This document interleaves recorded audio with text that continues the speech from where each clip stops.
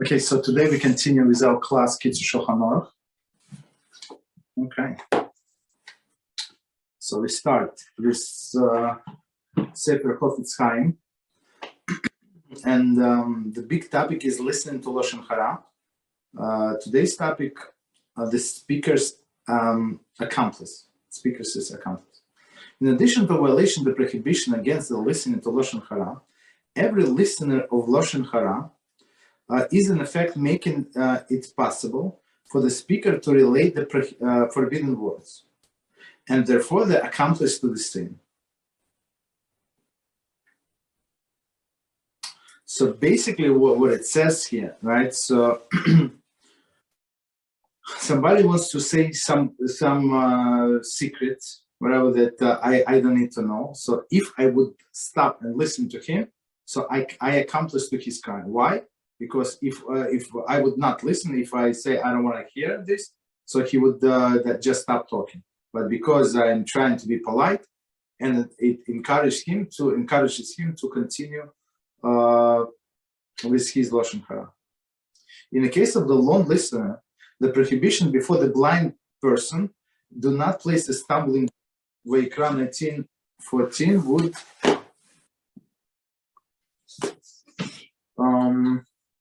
would surely apply. For included in the verse is the prohibition against causing another Jew to sin. So here's another problem. So this problem, it's even bigger. So if the two listeners, okay, maybe he's telling this guy, maybe so even if I leave, he's going to tell the other person. So if I'm the only listener, that's the big problem. So in addition, me encouraging him speaking Lashon Hara, just listening. So it's also placing the stumbling block in front of the blind person, which is, as we understand, big issue. Continue. We will see that in certain instances, the listening to Lashon Hara is forbidden, not because of the primary prohibition against such a listening, but because of the prohibition against causing other Jew to sin. Right? So Lashon Hara is Lashon Hara, but causing other Jew to sin, it's a big deal. Okay.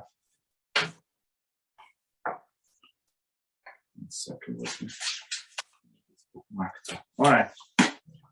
So we continue with Kitzur Shulchan Aruch. So we are on volume number 1. And page 291.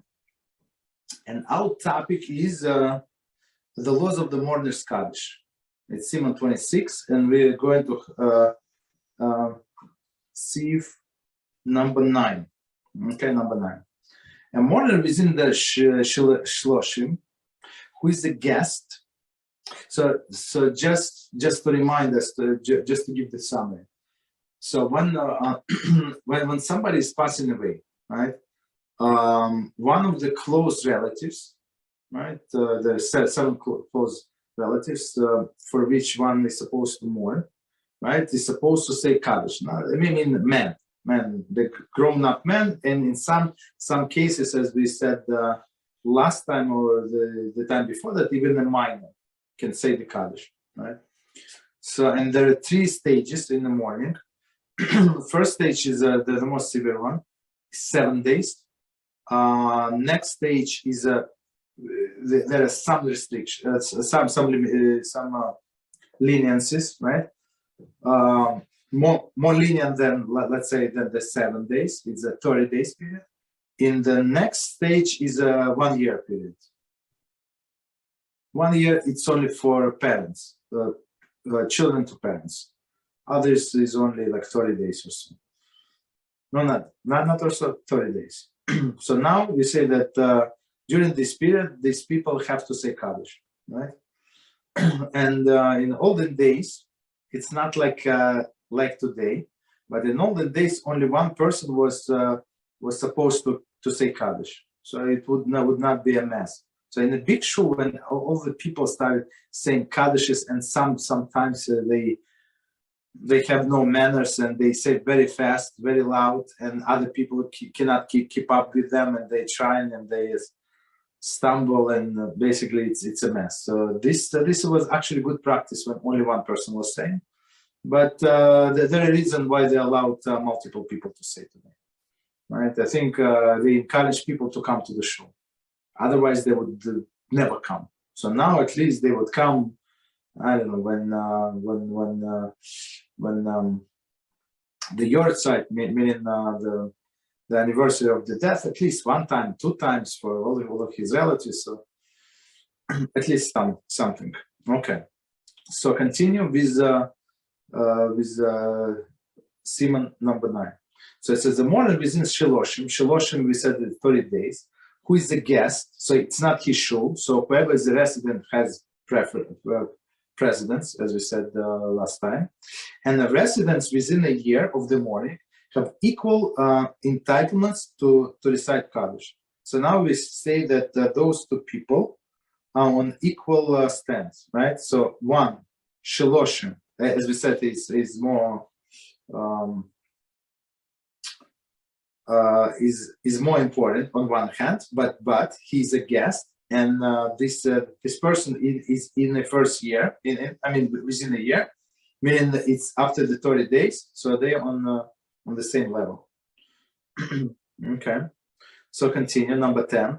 When the resident Yahrtzeit observer, so now it's a local guy, and Yahrtzeit observer meaning it's anniversary of his, let's say, mother's passing, right? Observer. And a guest, a mourner, within the Shiloshim. So now this is, this guy has only one chance. So today is his mother's anniversary passing. And the guest is within the 30 days. Okay, so maybe if he misses one Kaddish, he can say it tomorrow, right? But he's a guest, right? Both are present, right? So this and this guy. The resident recite the first and second Kaddish, and the guest recite the third Kaddish. 1 second.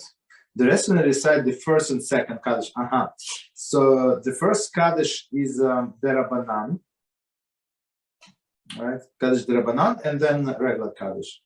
So we give him precedence. Anyway, even like his status, if this second person who is in the 30 days would be in a shul, we give him precedence, of course. But now because he's a guest, so he's a lower status. Okay. No problem. Like logically, it's not discrimination, right? This guy been attending the shul for the past 50 years. Now he wants to say Kaddish because his mother died. So why should we give the right to somebody else?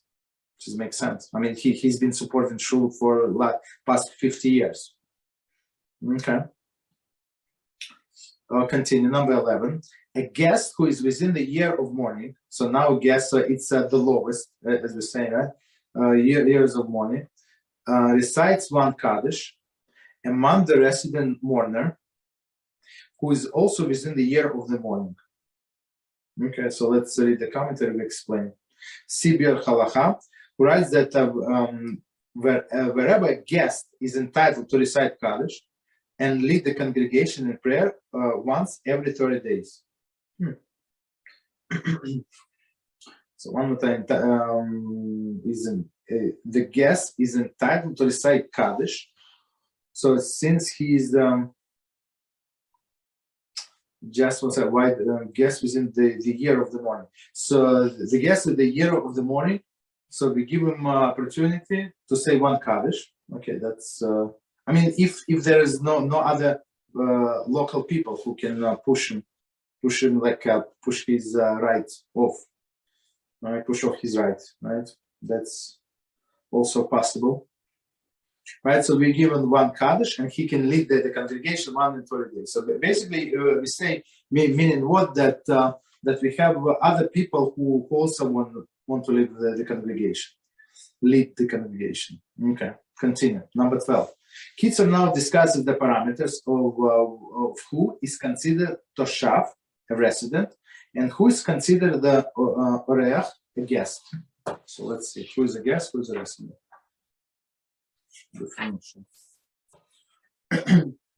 In regard to this law, a person is considered a resident when he pays a permanent, when he has a permanent house here in the town, even if he is not required to pay taxes, or if he pays taxes, even if he does not reside there. So taxes, I think it's a Jewish tax. It's not a government tax, the way I understand, right? So two conditions: whether he has a house and he lives there, even if he does not pay taxes.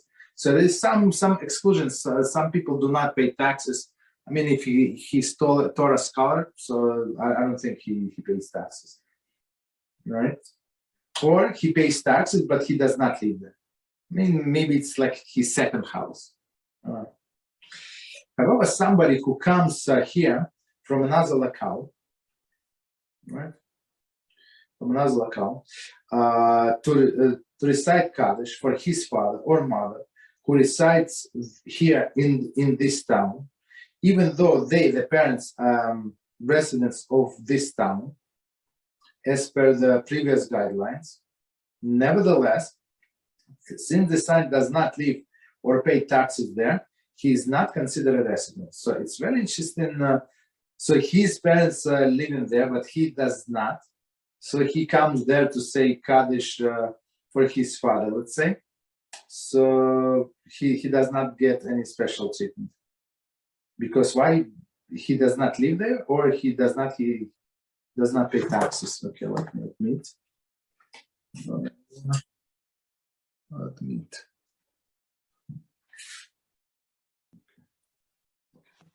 Right. So he's not resident, that does not pay taxes. Okay. 1 second. Okay, continue. If a member of the community has retained a tutor or an attendant, meaning there is a person in that town, and he has I would say that live in like help, right? This attendant, I don't know, like a servant, I think, and tutor or tutor for his children. So basically, in the olden days, there was no yeshiva, no yeshiva like in a sense we know today.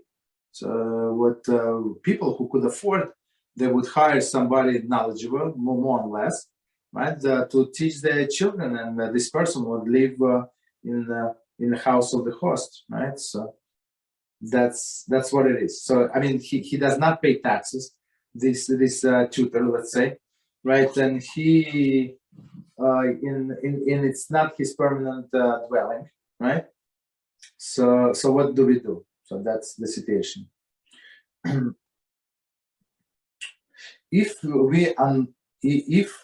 they are unwed, okay, they are considered to be local residents. Interesting. So let's see commentary.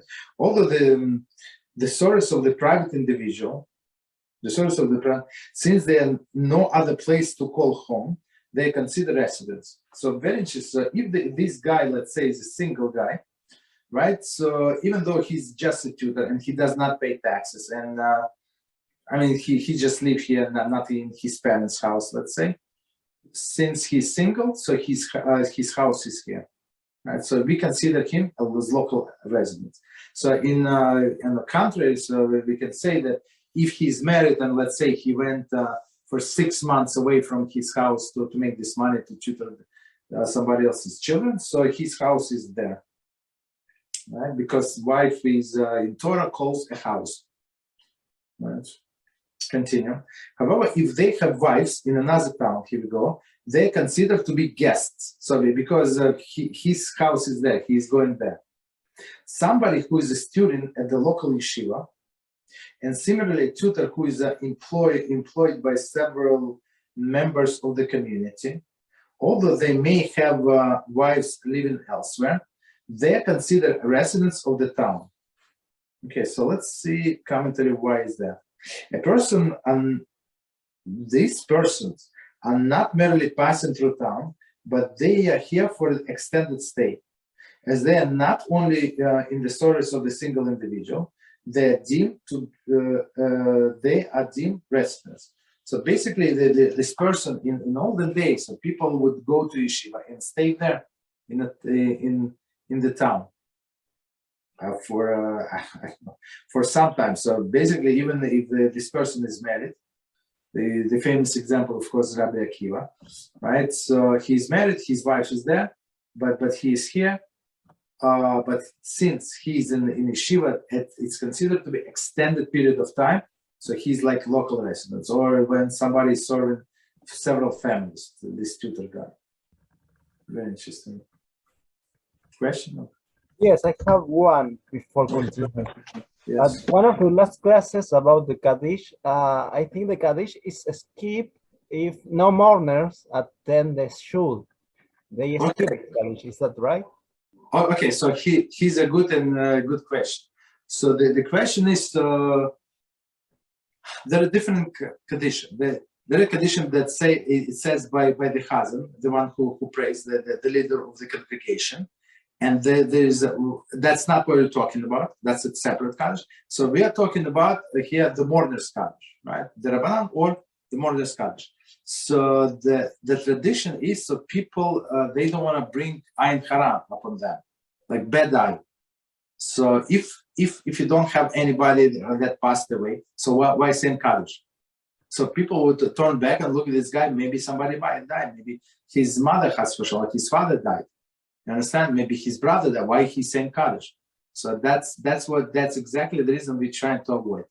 But some elderly people who do not care or whatever, so they actually anyway they say, even though there is no one passed away. It's like a service for the community, right? Why? So everybody can answer Amen Yehei Shmei Rab.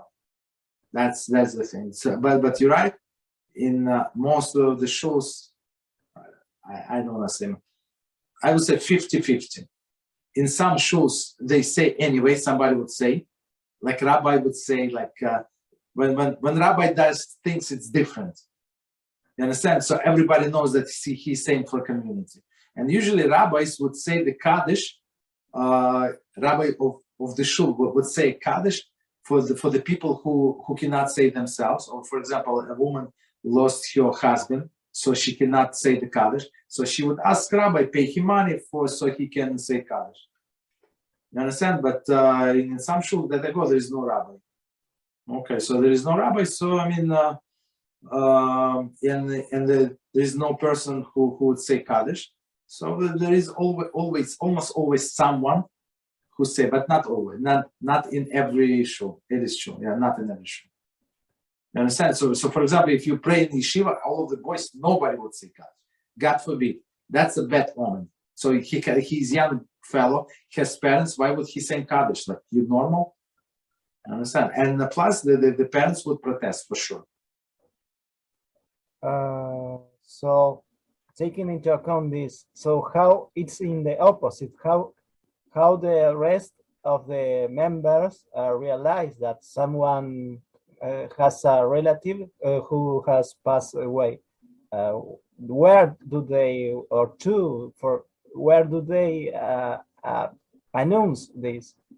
Oh, you usually in a shul they announce after davening or before that they say, gentlemen, that's what happened. This family lost their father, brother, mother, child, God forbid, or somebody. So we have always announcement going on, always. So I mean, maybe in a huge shul, 500 people, they would not know. But where I prayed, small shuls, maybe, I don't know. In a weekday, maybe tops like 25, 30 people. That's it, tops. I mean, 30 people, the rabbi would announce. For example, I was in my mind with every shur of Rab Yaron Reuven, because at the beginning of the shur, he makes several announcements. For example, ask for refuah shlema, several blessings, and maybe in that time they announce someone has a relative. No, not during shiur. It would like take people's mind from the point. It's not necessary. Plus, they do not care. They did not know what we're talking about, who we're talking about. But in a shul, it's a local person. He's been praying with you for the past 5 years. So he lost his mother. So everybody would call him, come over and extend his condolences and stuff like that. Because one time I watched a shiur of Rab Reuven, and when it was about to finish, the people behind were preparing for the davening already. So then I was thinking if in that moment of the shiur they may announce the passing away of someone there during the shiur. Okay, maybe. I don't know. Okay, so continue. Yeah. So basically, the answer is maybe yes, maybe no. So if it's a younger crowd, they would not say. Older crowd, they might say. But I mean, nobody wants to say, but everybody wants to answer me. Okay, so continue. However, if the orphan has either a father or a mother living in another locale, even if he is being raised locally as an act of charity, he is considered a guest. So, meaning the person is an orphan, but he has mother or father in another place. Maybe they cannot, they're very poor, so they send him away. So, but that house is still his house. So, orphan, we had a class today, and somebody said that, like, where do you draw the line with this orphans, right? I mean, all of the elders. So I told them, so look, we have to draw the line. Otherwise, all of the elderly people would be orphans, right? If somebody is 60 years old, 70 years old, for sure his or her parents died, right? Or most likely died. So, but this person is not orphan. So the orphan is only until the age that they can start taking care of themselves. So it depends on the person. So maybe, I don't know, 20 years old. Some are more mature. They independent. They're 17, 18 years old, right? So it depends. But its orphan status is not forever. Okay, continue. It was very interesting discussion. So continue. Number 13. Next, see. One who is regularly prays in one synagogue or study hall, who wishes to recite Kaddish in another synagogue, the mourners who regularly pray there may turn him away. So basically, it's one more time. If I've been praying here for 50 years, even 2 years, and this guy comes from another shul and he wants to say Kaddish, let's say I'm not talking in modern day, but in olden days, right? So why should he say instead of me, right? Okay, so he's a regular in that shul. He comes to my shul, so I have precedence. Just one. So the mourners who regularly pray, they may turn him away. So we're not obligated to be nice to the guest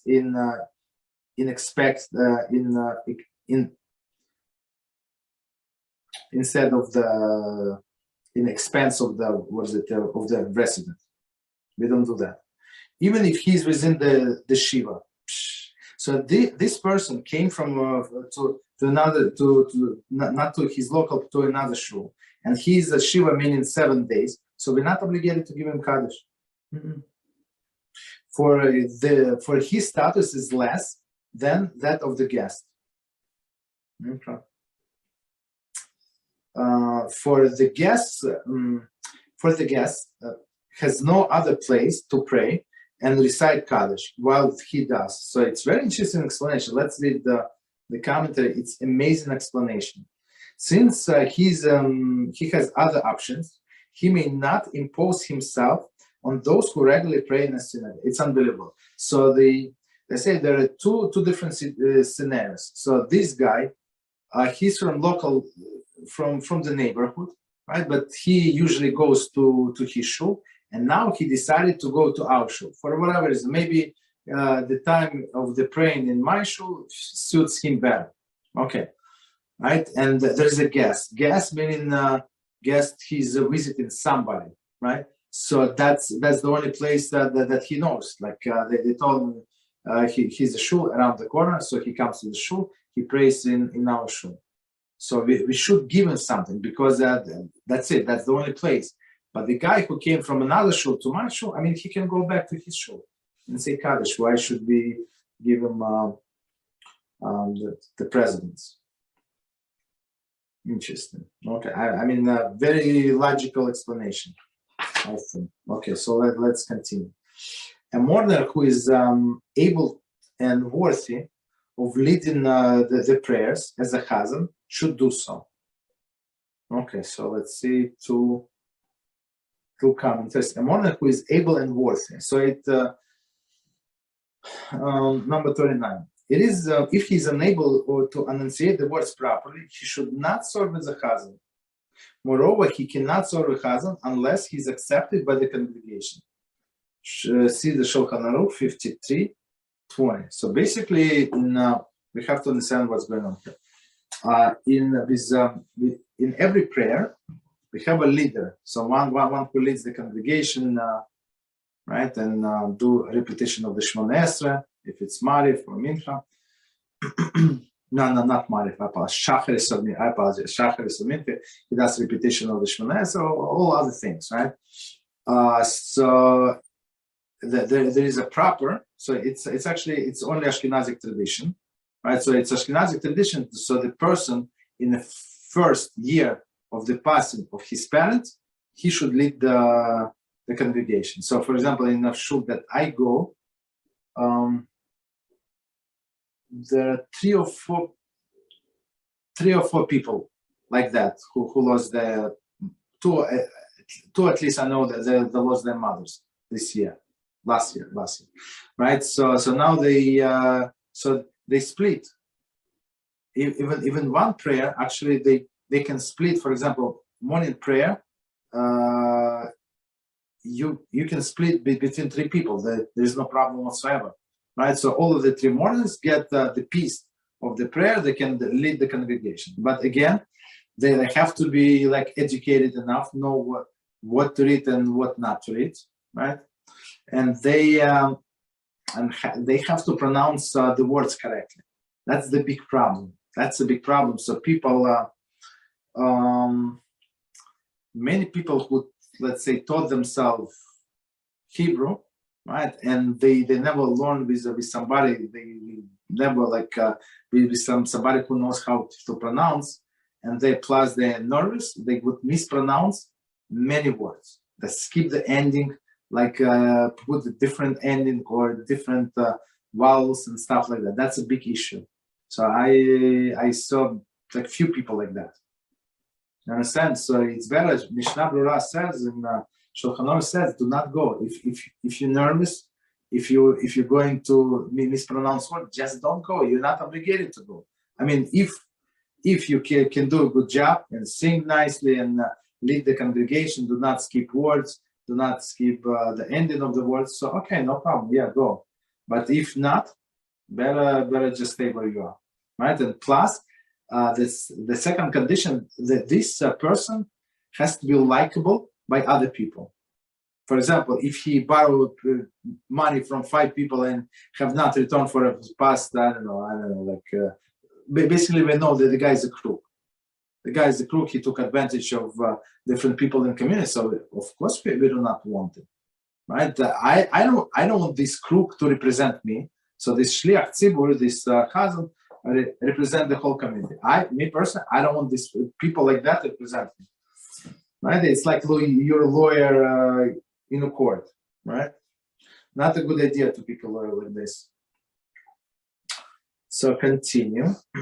So, but if he can and community wants him, yeah, he should do so.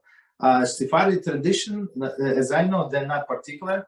They can pray in front of them, but they're not particular.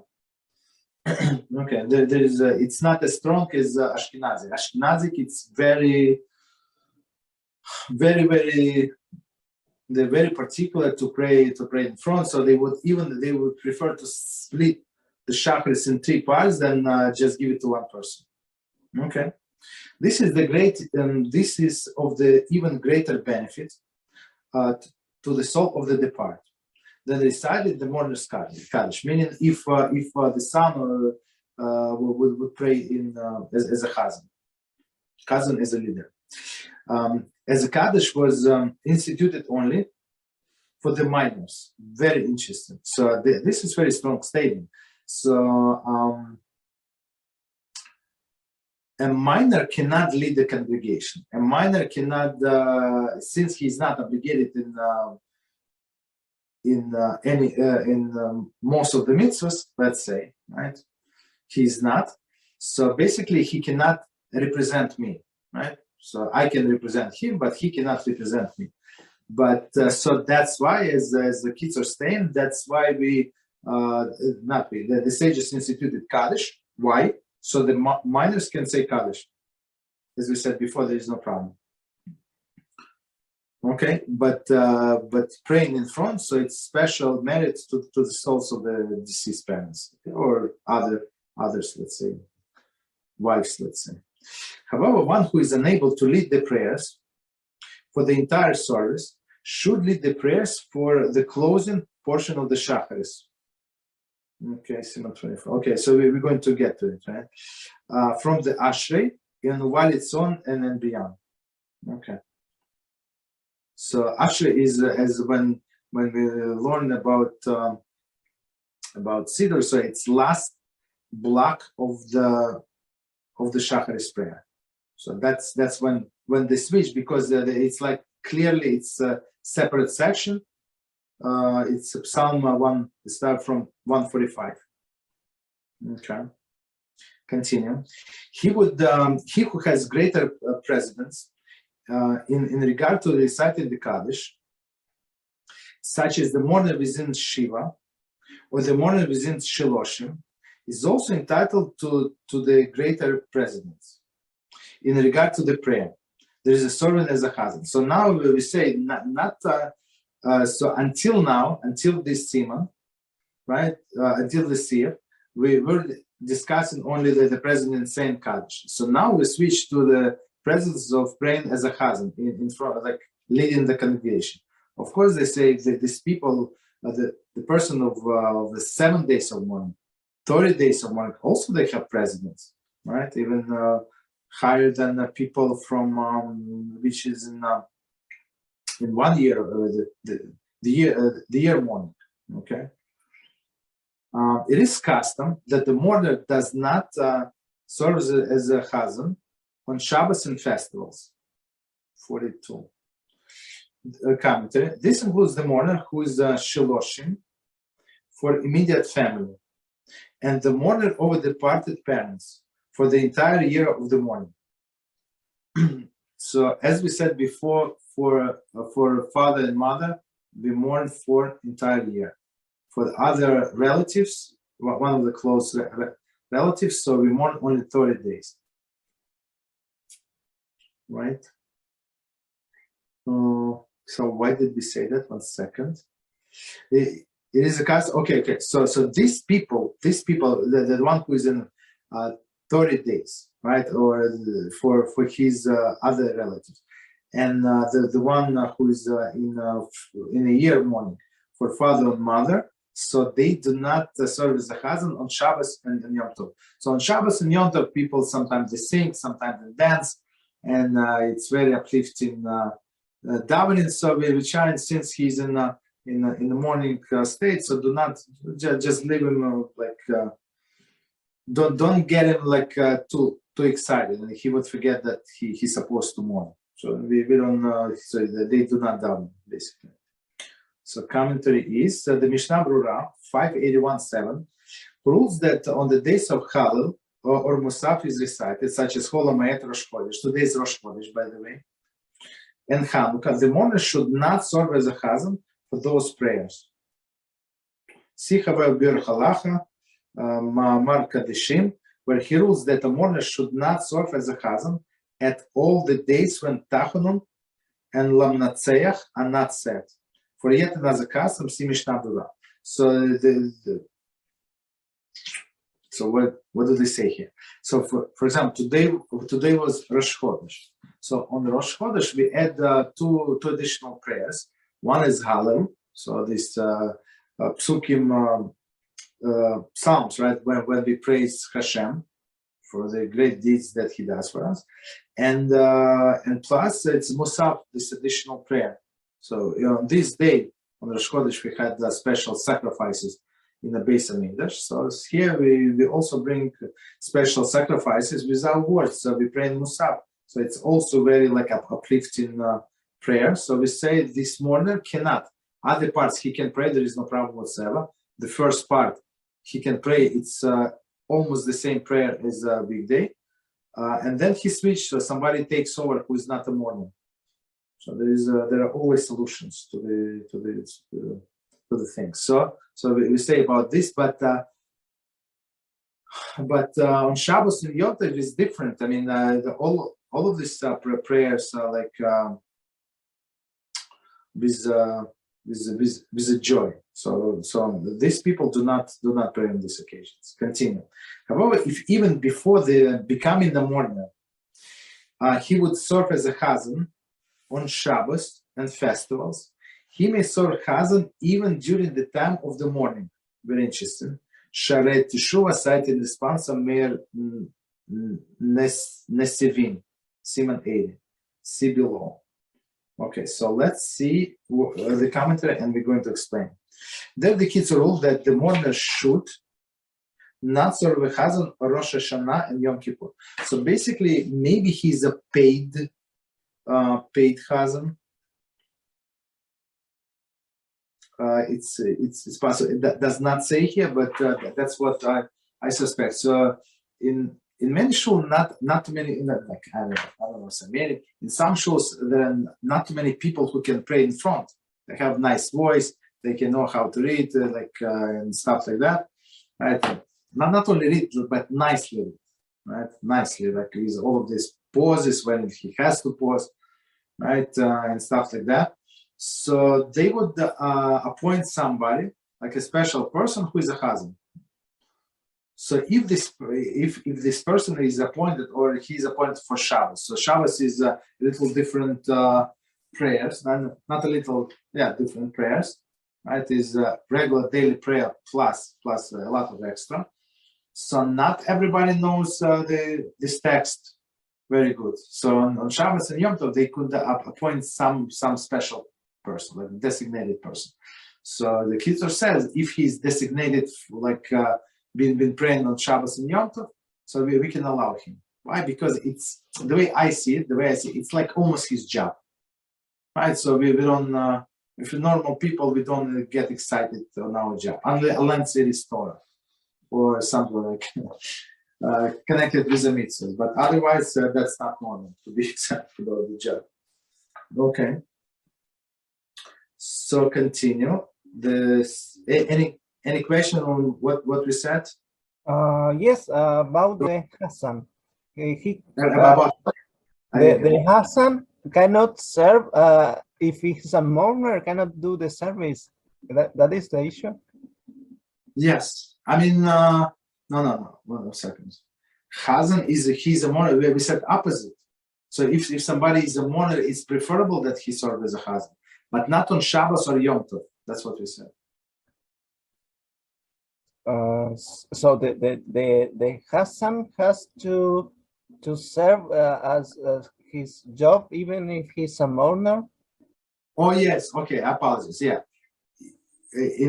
that's what we said in the last one. Yes, if let's say if they pay the money, or that's what he was doing always, he served as a Chazzan on Shabbos and Yom Tov. So we allow him. So beside only the two differences, Yom Kippur and Rosh Hashanah.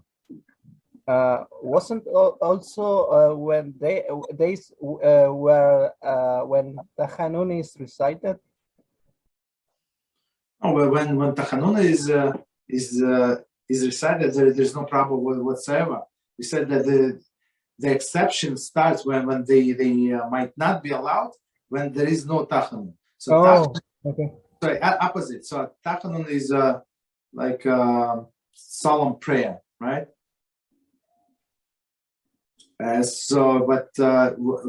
For example, today in the morning we did not say Tachanun, and today in the Mincha we did not say Tachanun. Why we skip? Because of the Rosh Chodesh, so it's a joyous day. On a joyous occasion, we don't say Tachanun. On Shabbos, we don't say Tachanun. You understand? So, but if there is no Tachanun, meaning there is a special day, joyous, so in this mourners cannot pray every prayer if it's a weekday, right? And they cannot pray on Shabbos and Yom Tov at all. They cannot, unless he's a professional. You understand? That's clear, thank you. Okay. Continue, 15. So, I mean, I understand it's not the best topic to, not the most exciting topic to learn, but let's bear with that. Me personally, I don't like skipping things. Okay, and plus, so we learn, and in our minds, as I said last time, it should be we're not learning because we're expecting ourselves to become mourners, chas v'shalom, lo aleinu, lo lachem, right? We just learn just in case. First, we learn because it's on our way. That was the next Siman in our book, right? And second, what if somebody would ask us a question, and there is nobody else to ask? You understand? So he's my neighbor. He asked me. He called me. Let's say I'm a simple guy. He knows even less than I am. Or no. Yeah. He knows even less than I am, and he asked me the question. He said, "My father passed away. What should I do?" So okay, so that's why we learn it in our mind. It should be not to bring ayin hara on ourselves. That's the thing. Okay. So continue. Sif number 15. Two mourners who have equal status in regard to the reciting Kaddish, and both capable of serving as a Chazzan, and are equally accepted to the congregation to serve in this capability, should cast lots over who should lead the prayers for the beginning of the service.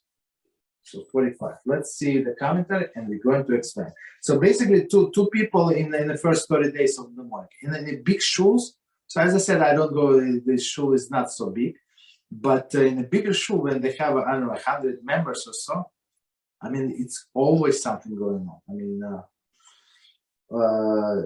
more than 100 people, right? So for sure, it's 1, 2, or 3 mourners, for sure, always, absolutely, unfortunately, but almost always. Okay. So commentary. Due to the halakhic ruling, the glory of the king is in a multitude. It is not proper to divide the congregation into 2 groups, with one group praying in another room. If, however, there are usually 2 separate minyanim, which mourners should serve as a Chazzan for each respective group. Okay. We have to explain this. There is very, very important rule in Judaism, which is said that the glory is of the king in a multitude of his servants, right? So, for example, there is a king arriving to town, right? He comes to your town. So, if 3 people would come to meet him and greet him, or 10,000 people, or 100,000 would come to greet him. So the more people come, the more respect you show to the king, right?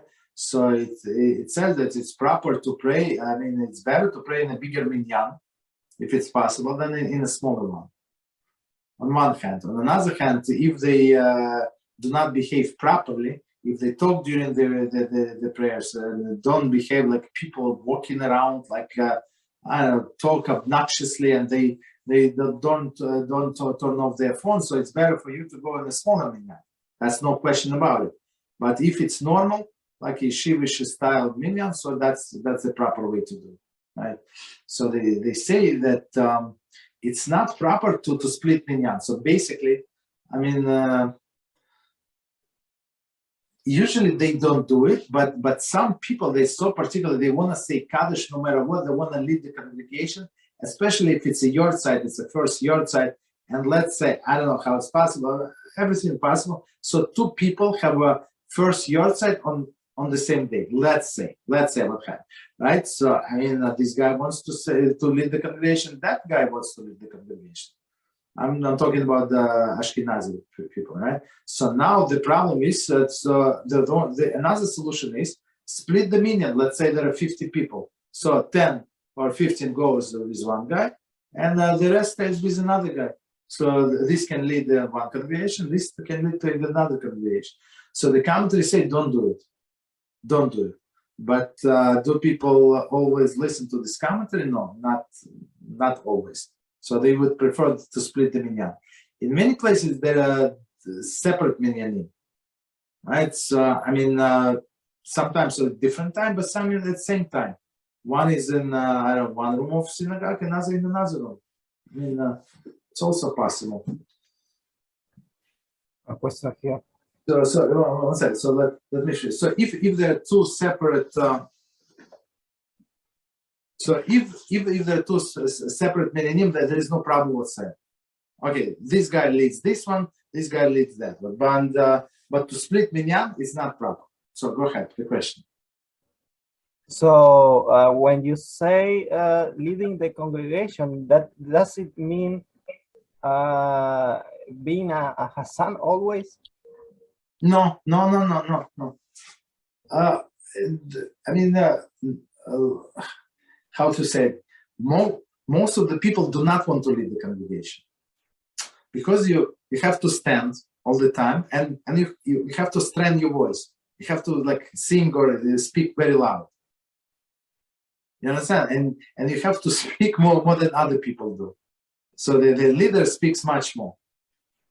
So not people are lazy, and unless they have to do it, they would not do it. You understand? So if somebody is like to hear himself singing, so he would do it every time. Or somebody is paid individual. Sometimes nobody wants to go, so they have to pay somebody. You understand? Or send children.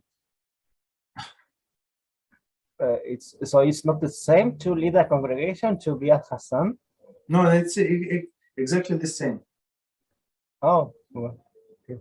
So, but if there are no mourners, right? So people do not want to, like, even some mourners. I mean, they say it's a good thing to do, but there's no such obligation that just because somebody has for shalom lost his father, he has to now lead the congregation. It's a good thing. It helps your father, as they say, but there is no such obligation. As we said, with Sephardic people, they don't do it. You understand? I mean, Ashkenazi tradition, yes, some are very particular. They would, I don't want to say fight, but they would divide. They know exactly. I mean, that's why you need some person who is good organizer. He knows who is coming, who is not coming, who has to say what, and somebody came late. So I mean, has to be a politician also. Okay. So we said that if there are two mourners, so let me start from the beginning because two mourners who have equal status in regard to the reciting Kaddish, or let's say both of them in 30 days of the month, right? And both capable of serving Chazzan, and equally acceptable to the congregation to serve in this culpability. I mean, both of them are good guys, normal people. Should cast lots, right? Over the one who should lead the prayers for the beginning of the service. So what he's saying, Kitzur is saying, of course we can split the service. So one can do first part, a second guy can do second part. There is no problem. But he said it's better to split who is going to lead the congregation for the service, better than to split the minyan in two. One should serve as a Chazzan until Esrei and Walitzion. Okay, so that's the last section. And the second should serve as a Chazzan from Esrei and Walitzion. So I mean, continue to the end. But what I saw, they split even more than these two parts. So let's see. Commentary. Neither the Mincha or Marif prayer can be divided into two parts. So Mincha and Marif, it's out of the question. It's only Shachar, it's the morning prayer we can split. Therefore, when the 30-day mourner, and a Yahrtzeit observer are in synagogue in Mincha and Marif. Okay, so basically it's when only one can serve. One is in 30 days of the morning, and one is has only one his anniversary of passing today, right? And only one can be a Chazzan. The 30 days mourner takes precedence and should serve as a Chazzan. So that guy, the second guy, can say Kaddish, but the 30-day mourner person, he's saying the Kaddish. He's leading the congregation. So should serve a Chazzan, and the Yahrtzeit observer should recite Kaddish. So since it's only one Kaddish, right, and only one Chazzan is needed, so we give the precedence to the 30-day mourner person, precedence to be as Chazzan, and second guy who's the Yahrtzeit anniversary of the person, we give the precedence of the Kaddish, which is only one Kaddish. Okay, so basically the second guy does not sing. Commentary. Continue. If mourners are regular congregants, in a synagogue and have equal rights to serve as a Chazzan, the prayer should be divided as follows. One day, one should serve as a Chazzan until after the Tachanun, and the other from Esrei and while it's on until the end. And on the following day, he should switch. I mean, since they're in the same category, in the same league, so let's alternate. This one is going to do the first part. So the first part is 3 times longer than the second, than the last one, just so we know, right? And there is a lot of more talking, right, and singing, and okay, than the second part. Okay, if there are 3 or more mourners, they should switch over as a Chazzan in order included Mincha and Marif. So one would be Mincha, Marif, and plus they do something about this, what is it, Shacharis. Even if they recite Kaddish every day, they should still divide their prayers in a way that each mourner will have to serve as a Chazzan each day. So basically, they have to keep the track. If the normal people, if somebody is not normal, so they need a third party, meaning a Rabbi, who's in charge of this, like organizing of the prayer. So he has to keep track who is praying when. Okay, continue. Almost finished. If one is unable to lead the prayers, or if one is not acceptable as to the congregation, people don't like him for whatever reason, and the other mourner lead the prayers, the one who leads the prayer is not forfeit thereby his right to recite Kaddish. So it's very interesting statement here. I mean, mind-blowing statement. So we say in a previous part, we say, so if both of them qualified to lead the prayers, and so now they have to cast lots, and whoever wins, so one is leading the prayer, second one saying the Kaddish. Now with a different scenario, one cannot lead the prayer, right? One okay, for whatever reason. So it does not mean that he gets the Kaddish automatically just because another person is what was it? He's serving as a Chazzan, right? He did not forfeit his rights. So let's see. Nevertheless, he should yield. Okay, but we said, come on. The poor guy, just give him a break, right? He should yield. I mean, he's not obligated, but he should yield. And allow the Kaddish to be recited by the mourner who did not lead the prayers. And thirdly, he should yield to the minors who cannot lead the prayers. So, I mean, the minors, so I saw, like, I don't know, father was saying Kaddish, and he's, I don't know, I'm not sure, maybe he was 9 years old, something, like they lost the mother. It was another little girl. It was such experience. I mean, Unbelievable. Question here. So let me just finish the last commentary and we go to questions. The Kaddish was instituted primarily for minors, as we said before. That's right. When the adult serves as a Chazzan, he should sit to his Kaddish rights to minor. Okay, so we stop here. Go ahead with the question, please. When we are talking about a minor leading the congregation, he's serving as a Chazzan or only? No, he's not allowed. No, only to say Kaddish, But so as I said, that the Kaddish was instituted for the minors. They want to do something. They want to participate. Well, what they can do, they cannot serve. So this Chazzan does a repetition of Shemoneh. So we pray Shemoneh silently. After we finish, he said it out loud. Why he saying? For people who cannot read. But he can absolve me from my obligation to say Shemoneh if he is on the same level as obligation as I am. So he cannot absolve me. I have to pray. And for example, a woman cannot absolve me because she's not obligated on the same level as I am. You understand? But adult males can absolve adult males.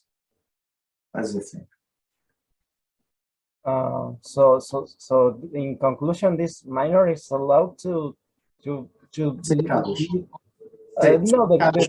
full service. No. Minors are not allowed to lead the service. They are allowed to say Kaddish. And after the bar, but mitzvah are allowed to lead the yes, of course. In the 13 years and 1 day, they allow, even on that morning they're allowed to lead the congregation. Absolutely. But this person, this little minor, he has to be mature. He has to understand what's going on. So if he's like our representative in a heavenly court. You understand? So I mean, he has. If he's some boys and 13, they're like babies. Like when I was starting, I was a little grown up. But this 13, it's like they're 9. You look, it's such a baby. He's still playing with the cars. You understand? So he's going to represent me. He's going to ask for parnasa. He's going to ask for health on my behalf. Come on. You understand? Let's get serious here. So, but if he's mature, so that's a different story. Yeah, go ahead. Isn't this leading the congregation job? Isn't a complete, full, apart, separated job, which requires another level of training? Which one? To be a Chazzan? To be a Chazzan, to lead the congregation. Of course. I mean, you can train yourself. There is for example, on YouTube there is different tunes that somebody is showing. No, not showing. Like teaches people how to sing and stuff like that. So some things that Chazzan does the same. So when you pray alone, you do not say. So basically, if a person, regular person, he knows the prayers by heart. When he prays alone, now when he prays as God, he starts stumbling and staggering, right? Why? Because it's a new text for him. You understand? So that's and then plus not like some people are shy. Not everybody can lead, even though they're your friends and you know them for many years. So now you're going to lead them. It's not. I tried a few times. And I stopped, because I feel like pressure. I feel pressure when I just were part of the congregation. There is I don't feel the pressure. I do my speed. No, nobody tells me what to do and stuff like that. But here the people start. You're taking too long, maybe. Yeah. You understand? So I don't like this pressure. Okay. Any other questions? Any topic? No? Okay. So let's stop here. No? You have a question? Okay. So let's stop. You on mute. Yes. You're on mute. Okay, go I ahead. clicked the wrong button. So the question was, how many worlds existed before this one? 7 or 7,000? Worlds? Yes. Worlds is 974 worlds. Yes. And this is the last one. This is the last one. Yeah. Okay. Another one is I'm not clear about the final part of the Amidah, because when it says Ose Shalom Bimromam, I don't know if they say to say Amen, but I'm not sure if this is part of a congregation or if I have to say Amen. No, you say it as you pray by yourself. You're praying. You say exactly as the song, because there is a song that says the same. Ose Shalom Bimromam. Yeah, okay. They made the song out of it. Yes, correct. In the song, but you say that it's part of the prayer. I'm not sure if it's proper to sing it as a song. I'm not so sure, because in one sense you take the holy prayer and you making it. You understand? So you disrespect to the prayer. So there is a lot of several occasions where in the prayers that it's saying that we must say Amen, but I'm not sure if say Amen, because no. So only in some places. So for example, in say Amen, it's in a Kaddish, like in a Kaddish. So when person prays by himself, he does not say Kaddish. Does not. He skips all of the Kaddish. You understand? So, but in some places, for example, when you say Birchas Hamazon, the grace after the meal, you say in the blessing of Yerushalayim, you say Amen. That's part of the blessing. You say the word Amen. Usually, we're not allowed to say Amen to ourselves, right? I said the blessing, other person should say it, or he said the blessing, I should say answer Amen. But these are the several exceptions. So the one that you point, the exception, and another one is the Birchas Hamazon. Yeah, we say blessing. We say Amen to whatever we say. I opened the ArtScroll virtual Sidur, and the final part, it says, and upon all Israel dot now respond 2 points and Amen. And yes. how is what is we must say Amen? Now respond Amen or only Amen? No, yeah, everything. You say everything. Now respond Amen. Yeah. Now respond Amen is part of the prayer. Yes. Oh, because it's very it's in Hebrew V'imru Amen. Oh. It's now we respond. I mean, in English, of course, they have to give you the like not exact translation, but not a little, but translation. So it would fit. Because I always thought that it was an instruction, not part of the prayer. No, this is part of the prayer. Okay. Thank you. Okay, that's it. We stop here. Any other questions? Anybody? Okay, so we stop here. Beezrat HaShem, tomorrow we have a Hilchas Teshuvah class. Thank you very much. Let me stop. Good night. Good night.